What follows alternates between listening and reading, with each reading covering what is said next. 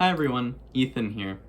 If you're watching this video, you probably think that writing essays is hard or stressful and you don't know where to begin.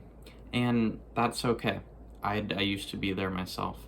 I've had a lot of practice writing essays, and I've had a lot of great teachers that have helped me along in the process, taught me what to do, given me good tips. So I would like to come forward and share some of that with y'all, and just kind of spread the love, stop the stress. So if you're interested, this video is for you.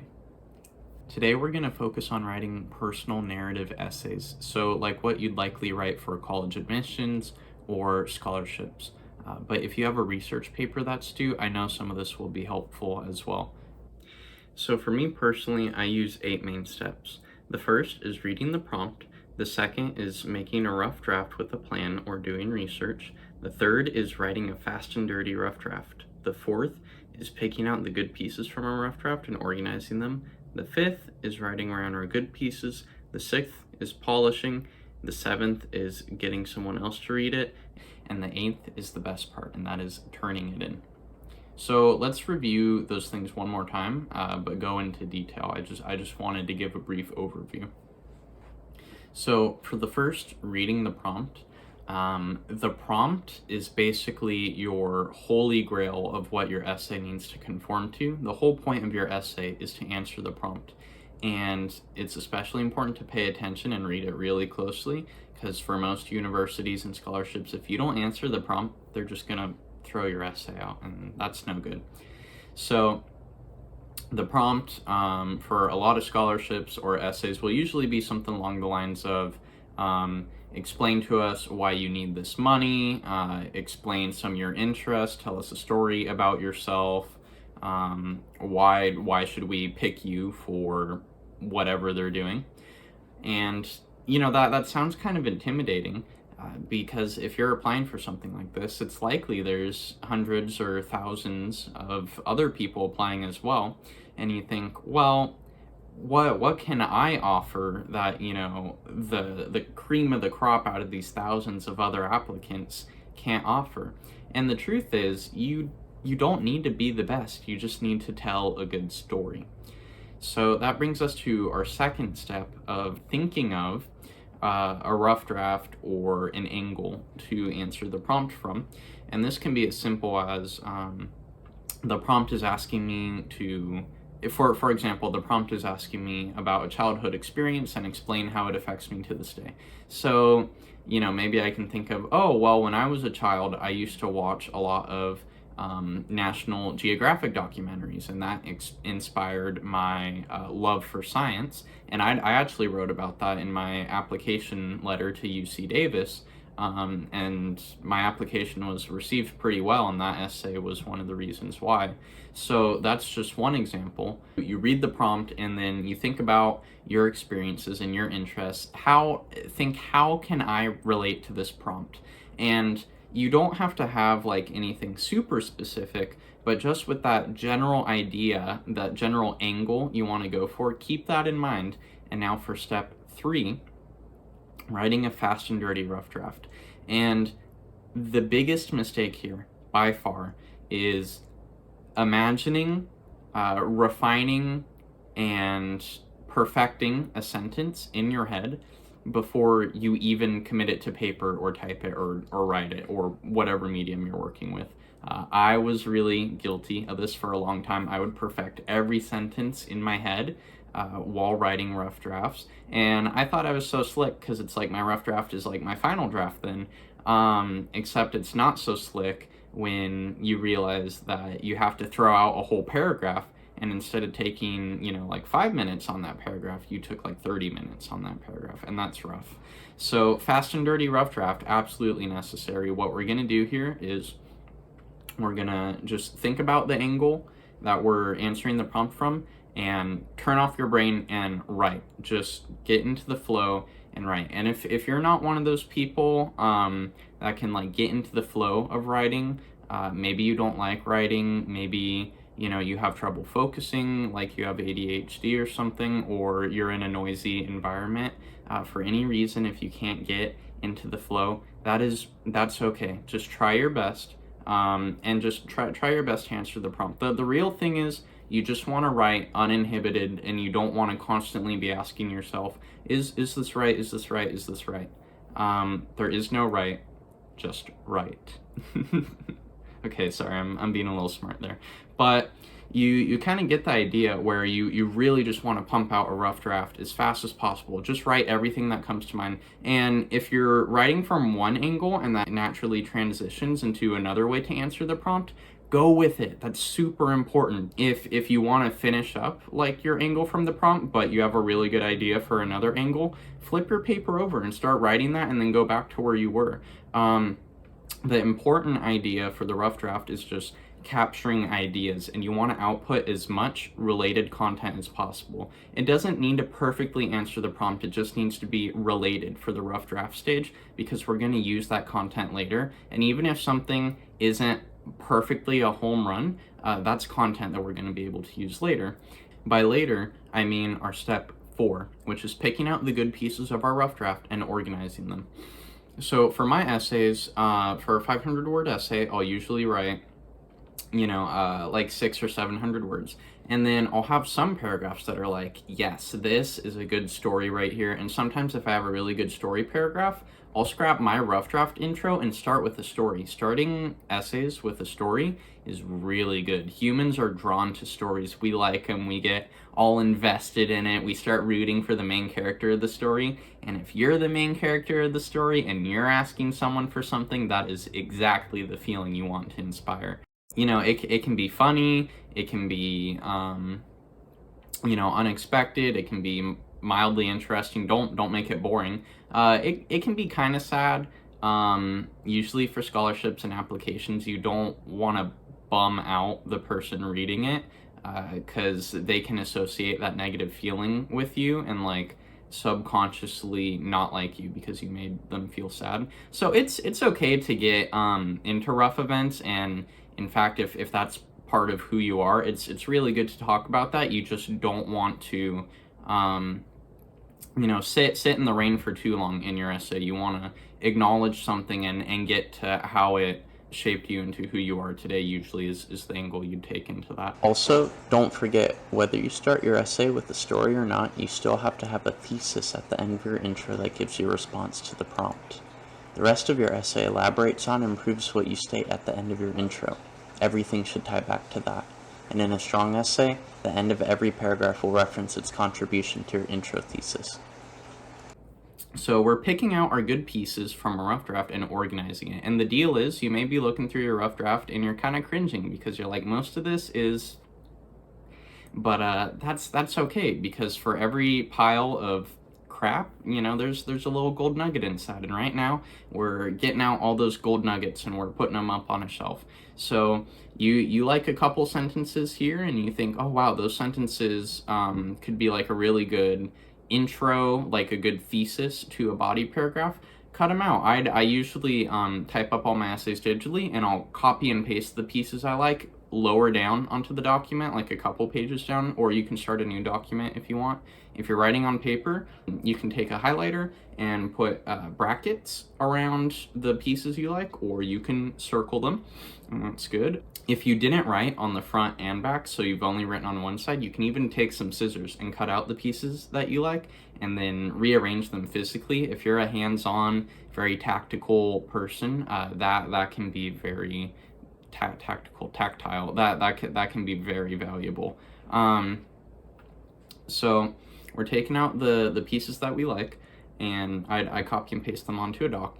And once you get out everything that you like out of your rough draft, let's now organize that chronologically. Well, it doesn't have to be like corresponding to how things happened in real life time-wise, but the flow of your essay, like what do you want first, what do you want second, what do you want third. So just rearrange those pieces by the order you want them. And now it's time to kind of fill in the blanks, so write off of that. And that's step 5, is writing around our good pieces. So maybe in my rough draft I was kind of ranting about something, I got a little off topic, but in that there were 2 sentences that were like a really good point, and I could take that, and you can take that when you do that, and maybe take those 2 sentences that relate to the prompt really well and write a whole paragraph off of them, but this time intentionally focusing and really honing in and thinking about what you're writing. And I know I told you not to do that earlier, but in this middle draft, that's okay, because usually when we write essays, we don't have a plan going into it. The rough draft helps us develop plans. So usually when we see a good little tidbit, we kind of know where to go from there. So that's why this time we're going to take the pieces that we like and very intentionally write around them to kind of fill in the gaps. Hey guys, this is Ethan from the future here. I'm editing this video right now, and I ended up putting a lot of the tips and a main overview of the points I made in this video in a Google Doc. So stick to the end and you can see that. I'll also put it in the description below so you can access the document and download it if you need to. Thanks for watching. I hope you're having a good time. All right, bye-bye. So you're going to want an intro and a few body paragraphs if it's a 500-word essay, just a few paragraphs. If it's like a 1,000-word essay, you're probably going to want more than 3 body paragraphs. And then a conclusion. Make sure that all of your paragraphs transition well between each other. So if my intro ends with maybe mentioning how my love of science started with National Geographic, my body paragraph can continue the story very briefly by, just diving into that moment, and then writing a whole body paragraph about that if I just mentioned it briefly in my intro. And you just want to make sure it flows. You don't want to have like one paragraph and then jump to something completely unrelated without acknowledging the last paragraph in the beginning of your first, because that can be jarring sometimes. So that's what I mean by transitions, in case that wasn't clear. And then also, it's good at the beginning of your paragraph to kind of have a thesis, or just like a point you're trying to make, and then the middle, the flesh of the paragraph, is kind of supporting that thesis. And it doesn't always have to be like this, but if you don't really know where to go, then that can help. And then your paragraph should have a closing thought to what you're talking about. And if you have a paragraph where things feel very unfinished, and then the second paragraph, kind of just picks off exactly where that last paragraph left off, then it might just be better to combine them, because one paragraph should be a related thought. So we're writing around our good pieces, and now step 6, we polish. So we look for spelling mistakes or phrasing mistakes. Spell check doesn't catch everything. So polish, make sure that all of your paragraphs tie back to the prompt, because you have to remember the prompt throughout the entire essay. Make sure that every single paragraph ties back to your prompt in a kind of obvious way. You don't want to restate the prompt, but just restate, the reason why you're writing the paragraph. Make sure every paragraph ties back to the prompt, and make sure your conclusion wraps things up really nicely. In your conclusion, you want to make sure that you have probably reference your intro.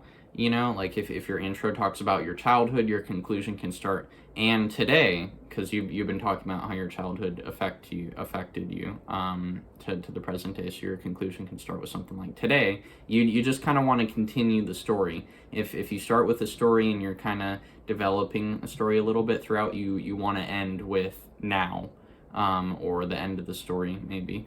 Your conclusion references your introduction. It should reference the points you make in your body paragraphs. Just think about the purpose of the body paragraph, and think about, why did I write this paragraph? What was I trying to say? And that's what you reference in your conclusion. In your conclusion, you can put some little more tidbits about, in our society, it's important to blank, or today I take all these things that I learned and I make sure to blank, something like that. Don't copy that down verbatim, but yeah, that's kind of how you want to do conclusions. And then try to leave off with a good line. And don't worry if things aren't perfect yet, because the next step will really tell you which areas you need to patch up. So the 7th step is getting someone else to read it.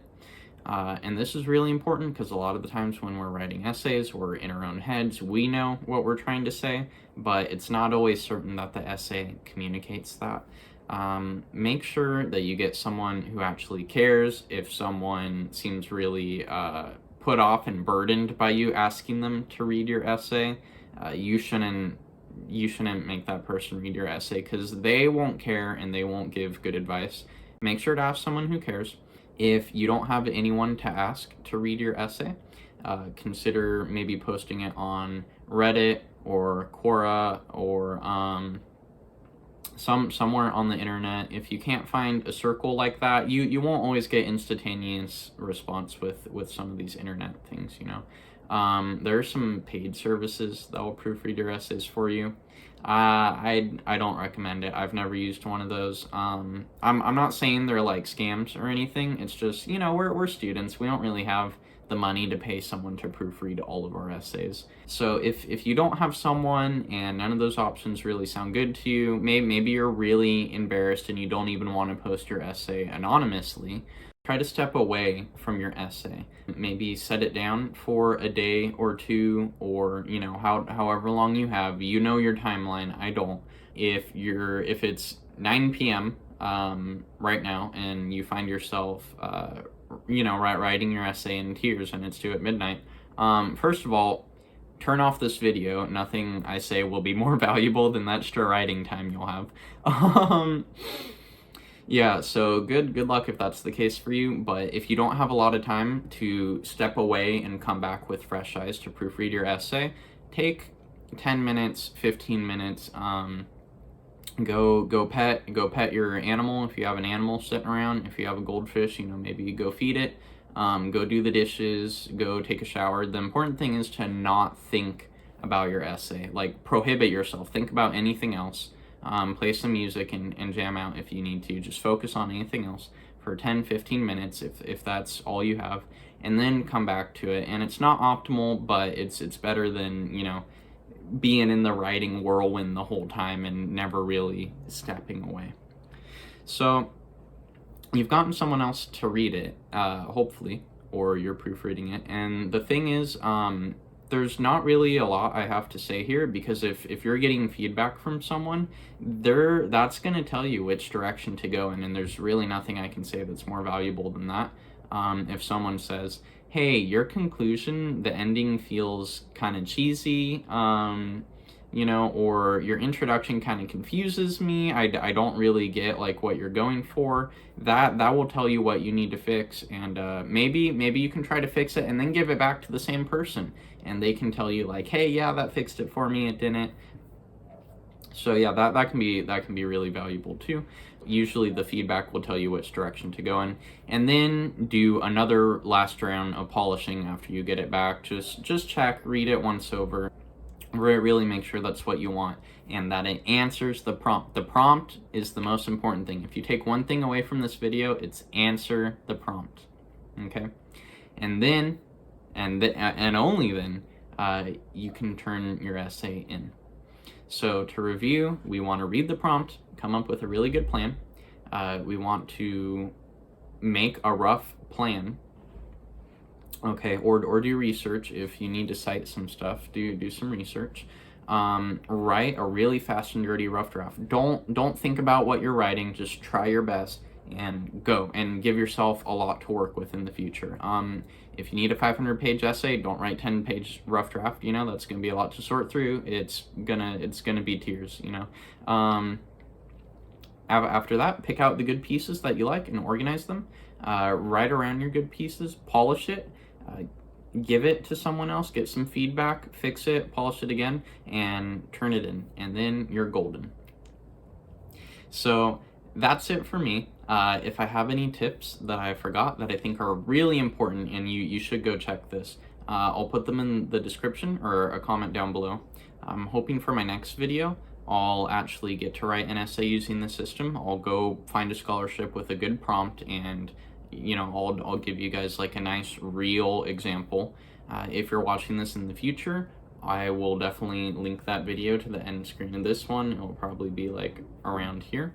If you have any questions, just leave a comment down below and I'll try to get back to you. I'm friendly, I won't bite, I promise. If you're writing this at like 11 p.m. and it's gonna be midnight soon and you need to submit your essay online, and you're crying real Jesus tears onto your desk and you're trying to wipe them off your paper as you keep going, I might not get back to you within that time frame, but as soon as you get started on things early, and that'll help.